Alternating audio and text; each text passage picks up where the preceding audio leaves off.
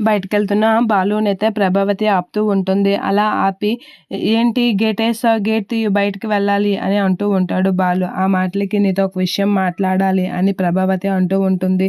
Trip ఉందంటే ఏం మాట్లాడతావు నువ్వు అని చెప్పేసి అంటూ ఉంటాడు బాలు. ఇక మీనా అయితే తనకి ట్రిప్ ఉంది అంటున్నాడు కదా వెళ్ళనివ్వండి అనేది అంటూ ఉంటుంది. ఏంటే నువ్వు అని చెప్పేసి ప్రభావతి అయితే మీనాకసి చాలా సీరియస్గా చూస్తూ ఉంటుంది.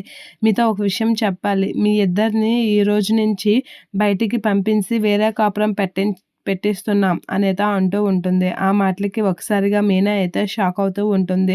అలా షాక్ అయ్యి చూస్తూ ఉండిపోతూ ఉంటుంది. ఇక శృతి కూడా షాక్ అవుతూ ఉంటుంది.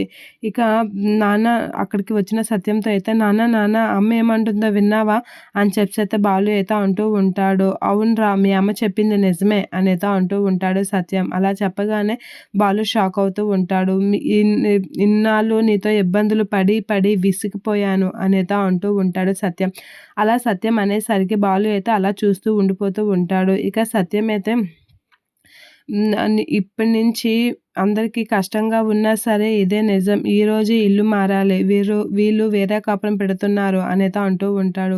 మీనా అయితే అలా చూస్తూ ఉండిపోతూ ఉంటుంది. ఇక సత్యం ఆడిన మాటలకి ప్రభావతి అయితే ఇప్పుడు వీడు నమ్ముతాడులే ఇక వీళ్ళ జిజ్జు ఒగ్గద్ది అనేది అనుకుంటూ ఉంటుంది. ఇక మీనా అయితే షాక్ అవుతూ ఉంటుంది సత్యం ఆడిన మాటలకి. ఇక బాలు అయితే వాళ్ళ నాన్న ఆడిన మాటలకి ఏం సమాధానం చెప్పకుండా అలా చూస్తూ ఉండిపోతూ ఉంటాడు.